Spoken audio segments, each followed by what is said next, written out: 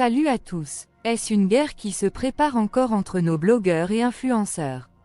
Emmanuel Keïta a écrit un droit de réponse à Yaka Yaka suite au fait que ce dernier aurait donné son avis à son propos. Suivez plutôt la vidéo et après on en discute.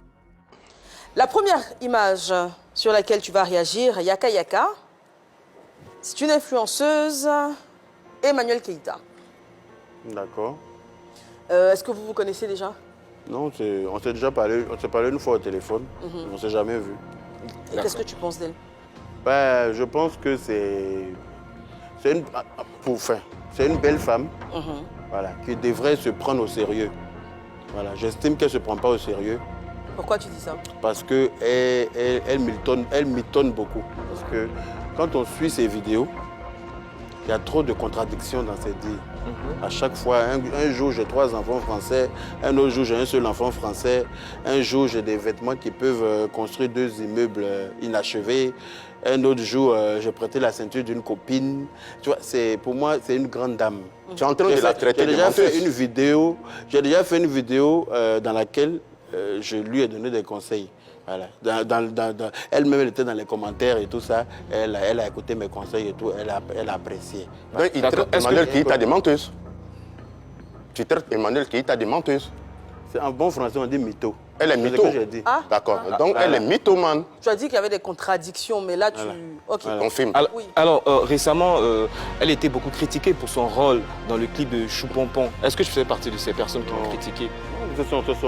Pour moi, c'est une femme qui est glamour. Donc, quand on a C'est une besoin actrice. C'est Voilà, une c'est une actrice, actrice. justement. Voilà. Elle est très belle. Elle a bien joué son rôle dans le... C'est un clip. C'est comme si elle tournait un film. Donc, comme tu as dit tout à l'heure, il faudrait C'est le qu'elle rôle. se fasse respecter. Oui, il faut qu'elle se fasse respecter par rapport à ça. J'ai donné les... Ok. Voilà. Par rapport à ça. Sinon, hormis ça, c'est une très belle personne qui a de l'avenir, qui peut vraiment bien percer si elle se prend au sérieux.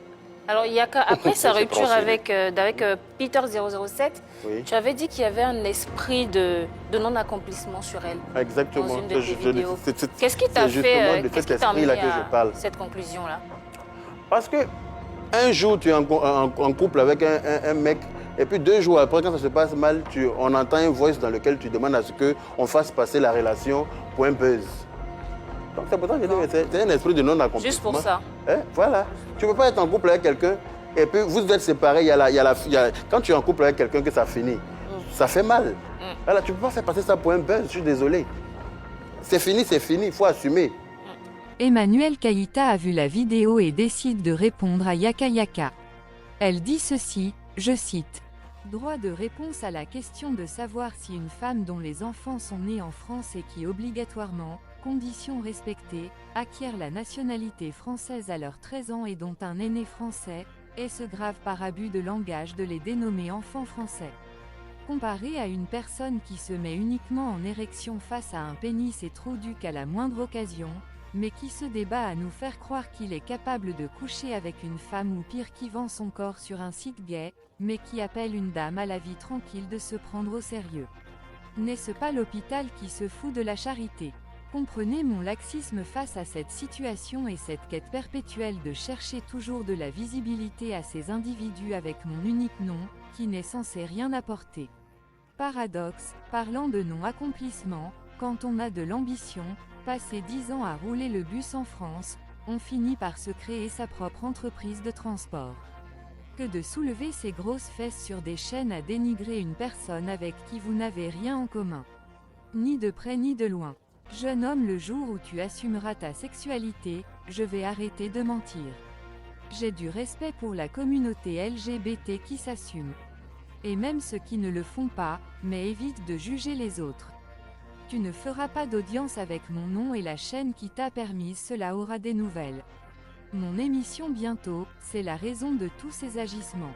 NB, maintenant je t'ordonne d'allumer ta caméra et de parler de moi pendant 6 mois.